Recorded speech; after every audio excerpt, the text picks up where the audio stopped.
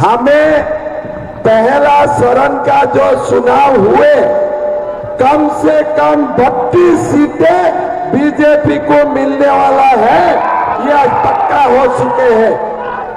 सभा में विराजमान हमारे उम्मीदवार अनंत कुमार ओझा जी, उज्जवल मंडल जी, जिला अध्यक्ष जी, हमारे बम बम मंडल जी, गणेश तिवारी जी, ममता मंडल जी, प्रताप रॉय जी, सागर मंडल जी, अजय सोरेरी जी, बीरेन साहा जी, कृष्णा महतो जी, रामानंद साहा जी, गौतम यादव जी, कुमाकर तिवारी जी, रामादास यादव जी, कुंदन साहा जी, विक्रम सरकार जी, गरिमा साहा जी, धनंजय मंडल जी, हरिबोल मंडल जी, भुवन चंद्र मंडल जी, दुर्गा शरण मंडल जी, हीरालाल साहा जी, तत्वरंजन मंडल जी, सुनील प्रामाणिक जी, वरुण कुमार मंडल जी, संजीव दे जी, सुनील सिंह जी, दिनेश पांडे जी, सुनील सिंह जी, संदानी देवी जी, श्वेता श्रीवास्तव जी, सजाद अली जी, प्रदीप पासवान जी, सुनील सिन्हा जी, शत्रुरानंद पांडे जी, आजसू के जिला अध्यक्ष, भाइयों बहनों, पिता और माताओं, मैं आप लोगों को पूछना चाहूंगा, अनंत ओझा जी ने बोला, प्रधानमंत्री जी भी बोले, हम लोग एक है कि नहीं? एक है कि नहीं? पूरा एक है, 100% एक है। अनंत जी जीतेगा, पूरा जीतेगा। तो मेरा साथ बोलिए, भारत माता की, भारत माता की, अनंत ओझा, अनंत ओझा। भाइयों और बहनों, चुनाव देखते देखते पहला चरण का चुनाव समाप्त हुए और दूसरे चरण का चुनाव 20 तारीख को होने वाला है। मैं जब 4 महीना पहले झारखंड आए थे, मैं कल्पना भी नहीं किए थे कि जनता का बीचों में यह सरकार का ऊपर इतना रोष है। जब पहले आए थे, थोड़ा थोड़ा बात याद में आए, थोड़ा थोड़ा बातें ध्यान में आए, धीरे धीरे जनता से बातें होते गया और बहुत सारा बात हमारा ध्यान में आए। कल जब चुनाव हो रहा था, मैं दिल्ली में था, लोग बोल रहे थे कि ये चुनाव का रिजल्ट ऐसे रिजल्ट नहीं होगा, ये चुनाव का रिजल्ट बीजेपी के लिए सुनामी होने वाला है, बीजेपी के लिए पूरा सुनामी होने वाला है। भाइयों और बहनों, संथाल परगना का बारे में आप लोग जानते हैं, आप लोग यहाँ रहते हो, संथाल परगना का हालत का बारे में आप लोग भले भांति जानते हो। चुनाव का प्रभारी होने का बाद मुझको पाकुड़ आने का मौका मिला। पहले मेरा मन में ये एक आइडिया था कि जो जेएमएम का सरकार है वो आदिवासी का सरकार है, कुछ भी होगा लेकिन आदिवासियों के लिए ये जेएमएम और हेमंत सोरेन सब कुछ करेगा। एक दिन पाकुड़ में हमारे हिंदुओं का ऊपर अत्याचार हुए, गो मांस काट के हिंदुओं का घर में रखा गया। तारानगर, जगन्नाथ नगर से लोग भागना शुरू किए। मेरा असम में मुझको खबर मिले, मैंने निर्णय किया कि मैं एक बार पाकुड़ खुद आके देखूंगा। उसी समय अखबार में खबर निकाला कि गाईबाथान ने ये घुसपैठियों ने हमारा आदिवासियों का जमीन छीनने का काम किया है और आदिवासी परिवारों को दो परिवारों को उन्होंने पीटा। कोर्ट का ऑर्डर होने का बाद भी सरकार उनको जमीन वहां पास नहीं किया। मेरा विश्वास नहीं हुआ, मैंने बोला मैं खुद जाके देखूंगा। एक दिन मैं पाकुड़ आए, मैं गाईबाथान गया, मैंने खुद आंखों से देखा कि हमारे आदिवासी परिवारों को ये लोग घुसपैठिया लोग कैसे पीटे, कैसे मारे और सरकार कुछ नहीं किए। पाकुड़ का आदिवासी जो हॉस्टल है उनका छात्राओं ने प्रोटेस्ट किया। रात गुंडे और पुलिस आके हमारा आदिवासी बेटा बेटियों को ठीक से पीटा। मेरा दिमाग काम नहीं कर रहा था। भाई हेमंत सोरेन मुख्यमंत्री है, अगर घुसपैठिया आदिवासियों को पीट सकता है तो ये हमारे जादव मंडल को पीटने के लिए कितना टाइम लगेगा? कितना टाइम लगेगा? अगर हेमंत सोरेन का सरकार में पाकुड़ का हॉस्टल में ढुक के आदिवासियों को घुसपैठिया मार सकता है, पुलिस कुछ नहीं कर सकते हैं, क्या काल ये अगर जेएमएम का सरकार आए आप लोगों का बेटी बहू का ऊपर अत्याचार होगा, क्या यह सरकार हमें बचाएगा? क्या यह सरकार हमें बचाएगा? ये बात मेरा दिमाग में आए तब मैंने देखा कि क्यों ये जेएमएम का सरकार, हमारा बात तो हमने छोड़ दिया, कोई ओबीसी, कोई राजपूत, कोई ब्राह्मण, कोई ओबीसी, कोई शेड्यूल कास्ट, कोई हमको न्याय नहीं मिलेगा, लेकिन आदिवासियों को न्याय क्यों नहीं मिला?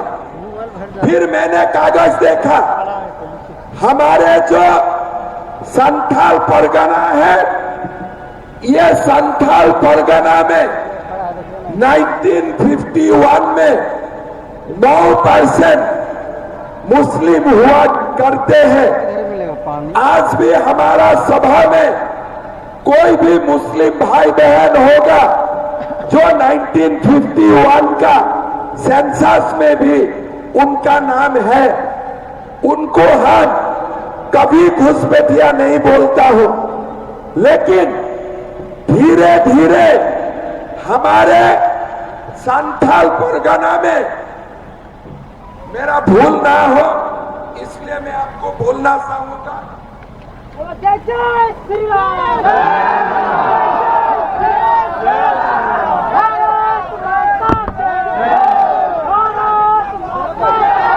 हमारे, आप लोग सुनिए, आप लोग ध्यान से सुनिए, आप लोग कहाँ हैं? संथाल परगना में 1951 में 23,22,000 हिंदू थे और उसी में आदिवासी का संख्या भी थे, 10 लाख आदिवासी थे।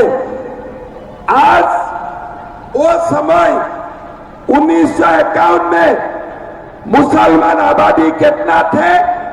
खाली 2 लाख, खाली 2 लाख। हिंदू का आबादी कितना थे? 23 लाख। थोड़ा सा और दोबारा सुन लीजिए, 1951 में संथाल परगना में हिंदू का आबादी थे 23 लाख और मुसलमान का आबादी थे 10 लाख, मतलब 90% कौन थे? हिंदू थे। 9% कौन थे? मुसलमान थे। 2011 में आदिवासियों का परसेंटेज 51 में 44% थे, कम होके 28% हुए। 90 से हिंदुओं का परसेंटेज घट के 67% हुए और मुसलमान का आबादी 9% से जाके 22% हुए। साहिबगंज जिले में 1951 में 20% मुसलमान थे।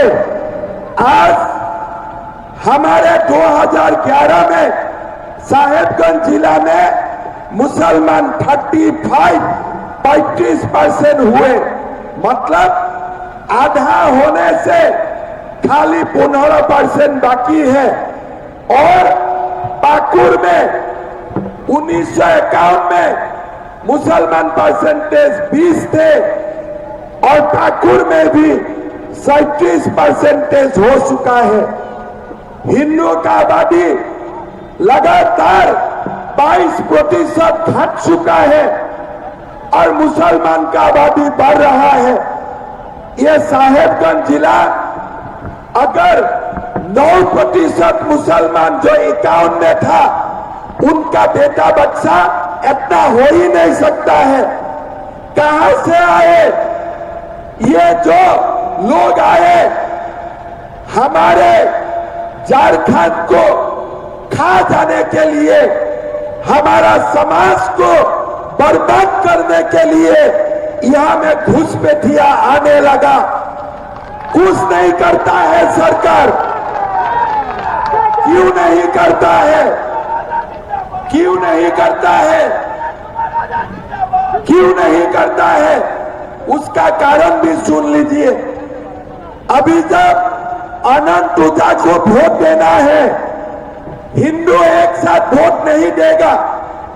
किसी का गुस्सा है, किसी को अनंत ऊर्जा ने टाटा बाय बाय नहीं किया, किसी को अनंत ऊर्जा का चेहरा अच्छा नहीं लगते हैं, हम वोट बांट देगा।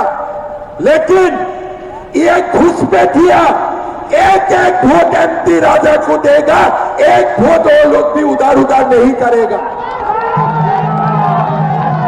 एक वोट मैं चैलेंज करके बोल सकता हूं, मैं चैलेंज करके बोल सकता हूं, जो 9% हमारा देसी लोग थे, देसी मुसलमान थे, उनका बात छोड़ दीजिए।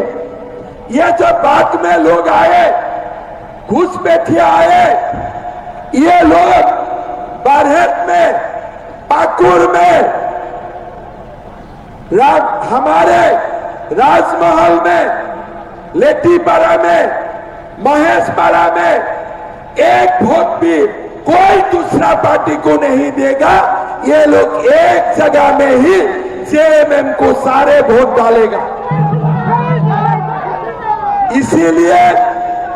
इसीलिए हेमंत सोरेन को पता चल गया कि अभी गुरुजी का राजनीति नहीं चलने वाला है, शिबू सोरेन का राजनीति अभी नहीं चलने वाला है। अभी आदिवासी लड़का को कोई पीटे तो पीटे, हिंदू को कोई पीटे तो पीटे, देसी मुसलमान को कोई पीटे तो पीटे, लेकिन मैं घुसपैठियों का साथ ही खड़ा रहूंगा। इसलिए ये हमें वोट देता है। आज ये पूरा जेएमएम का सरकार घुसपैठिया अपने हाथों में ले चुका है। ये सरकार आलमगीर आलम, इरफान अंसारी, एमपी राजा ने अपना पॉकेट में लेके घूम रहा है। हमारा कोई अधिकार उसमें नहीं है, कोई अधिकार नहीं है। हमारा बेटी को लूट ले, हमारा जमीन छीन ले, कुछ नहीं होने वाला है। लोगों का कोई अधिकार नहीं है। ये सरकार आपका वोट नहीं चाहिए, उनको खाली घुसपैठिया का वोट चाहिए। क्या ऐसा समाज को हम स्वीकार करेगा? क्या ऐसा समाज को हम स्वीकार करेगा? हमारे रोटी, हमारे माटी, हमारा बेटी हमें ही बचाना पड़ेगा। यही समय का पुकार है। भाई और बहनों, 500 साल हिंदुओं ने तपस्या किया। 500 साल हमने सब कुछ सहा, लेकिन हमने संकल्प लिए थे कि हम बाबर को हटा के राम मंदिर बनाऊंगा। और आज हमने बाबर को हटा के राम मंदिर बनाया। भाई और बहनों, अभी ये झारखंड को घुसपैठियों को मुक्त करवाने के लिए हमें इस चुनाव में ये एमपी राजा आलमगीर आलम इरफान अंसारी को मां गंगा को दे देना पड़ेगा साफ करने के लिए। यही हमारा संकल्प होना चाहिए। भाई और बहनों, 25 करोड़ रुपया बरामद होते हैं आलमगीर आलम का घर से। अगर मेरा घर से, आपका घर से 10 लाख रुपया भी बरामद होगा ना, पुलिस आप लोगों को छोड़ने वाला नहीं है। लेकिन आलमगीर आलम का घर में 25 करोड़ रुपया बरामद हुए और क्या किया? उनका पत्नी को एमएलए का टिकट दे दिया। मैं झूठ बोला हूं क्या?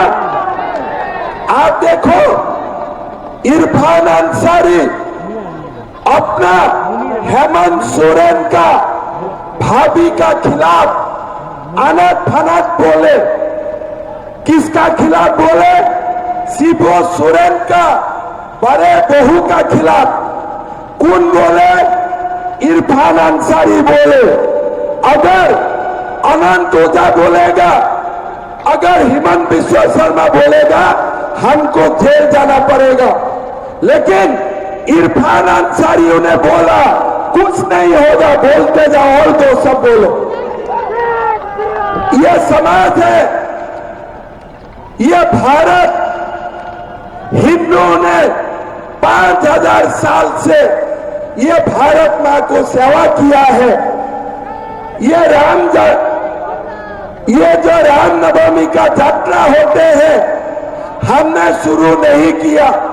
शायद ये रामनवमी का यात्रा बाबर ने भी बंद नहीं किए थे, औरंगजेब ने भी नहीं बंद किए थे। लेकिन आज झारखंड में रामनवमी का जुलूस निकालने में भी ये घुसपैठिया सरकार हमें इजाजत नहीं देते हैं। भाई और बहनों, आज दुर्गा मां का मूर्ति का विसर्जन देने नहीं देते हैं। मैं एक सप्ताह पहले गढ़वा में थे, मुझको लोगों ने बताया कि गढ़वा में लोहारदगा में दुर्गा मां का मूर्ति को भी विसर्जन नहीं देने देते हैं। अरे हेमंत सोरेन जी, आप इतना बड़ा हो गया कि भगवान राम को भी टक्कर लेते हो और दुर्गा मां को भी टक्कर लेते हो। मैं आपको चैलेंज देता हूं, रामनवमी का जो प्रोसेशन आप बंद करते हो, दुर्गा मां का विसर्जन तो बंद करते हो। मैं आपको खुलेआम चैलेंज देता हूं, एक बार मोहर्रम का प्रोसेशन बंद करके दिखाओ।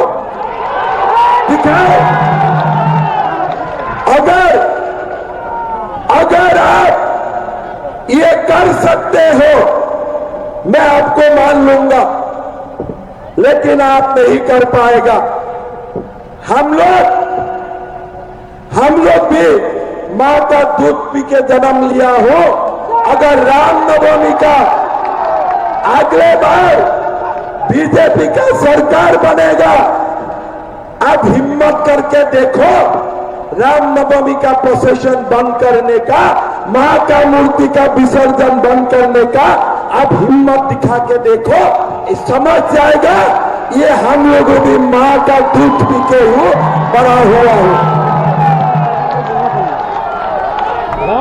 मैंने अखबार में पढ़ा कि विधानसभा में ये आनंद जी मुझको अगर गलत है मुझको सुधारेगा।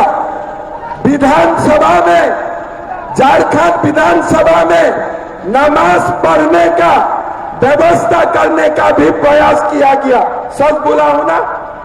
फिर मैंने हेमंत सोरेन जी को पूछना चाहूंगा, अगर झारखंड विधानसभा में नमाज होता है तो हमें भी इजाजत दो हनुमान चालीसा करने के लिए, हमें भी इजाजत दो हनुमान चालीसा करने के लिए।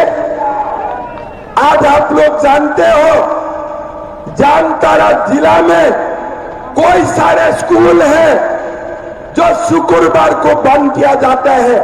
ठीक बोल रहा हूं ना? साहेबगंज में भी शुक्रवार में स्कूल बंद होते हैं। अरे ये हिंदू का देश है, मंगलवार भी स्कूल बंद करो, हनुमान का दिन बंद करो, बंद करो। आज क्यों नहीं हो रहा है? मैं हेमंत सोरेन को दोष नहीं दूंगा, हम दोषी हैं।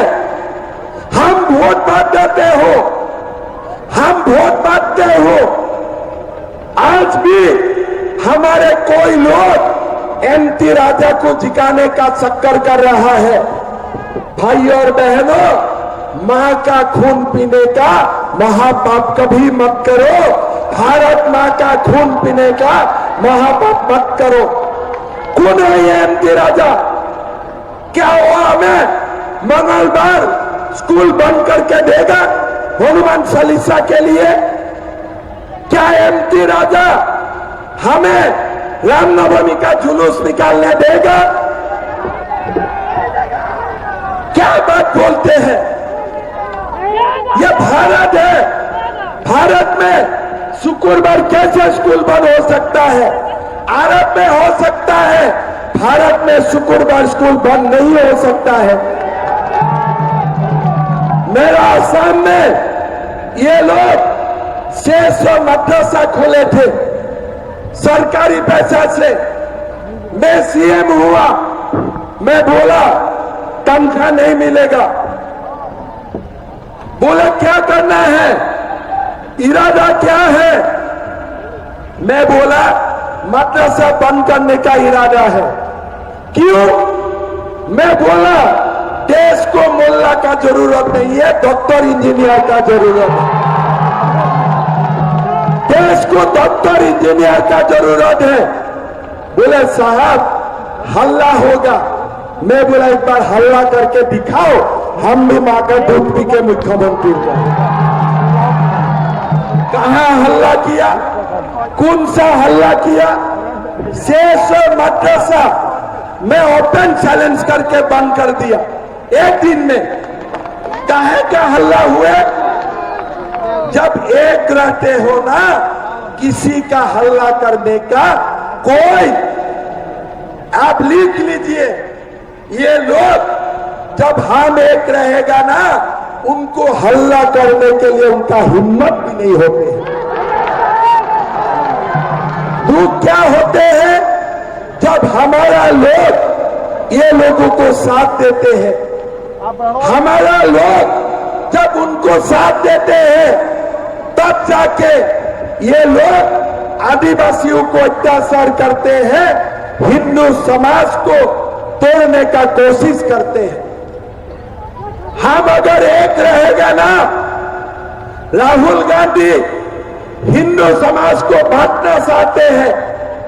राहुल जी, हिंदू एक रहेगा तभी मेरा ये भारत महान होगा। इसीलिए ये भारत सनातन संस्कृति से ही यहां तक आ जाए हैं। हिंदू को मत तोड़ो, अपना घर को मत तोड़ो। जब अपना घर को तोड़ लेते हो ना, तो दुश्मन हमारा घर तक आ सकता है। लेकिन पांच भाई इकट्ठा रहते हैं, कोई माई का लाल नहीं होते हैं जो हमें चैलेंज कर सकता है। कोई माई का लाल नहीं होते हैं। इसीलिए लोग बोलते हैं कि राजमहल में अनंत ऊर्जा का कॉन्टेस्ट है। मैं बोलना चाहता हूं, ये राजमहल में अगर 5 वोट में भी हम ज्यादा है ना, अगर 10 वोट में भी हम ज्यादा है ना, हम अनंत ऊर्जा को जिता के दिखाऊंगा। यही हमारा संकल्प होना चाहिए। अगर ये लोग 99.9% देते हैं हमारा भारत मां का सदन, आप लोग 100% वोट दीजिए। हम हारेगा नहीं।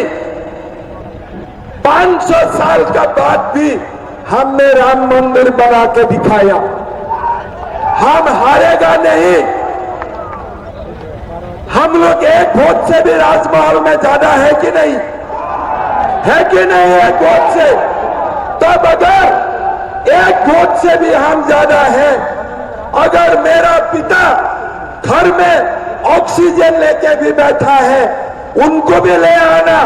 भारत माता को आशीर्वाद देगा, नरेंद्र मोदी को आशीर्वाद देगा।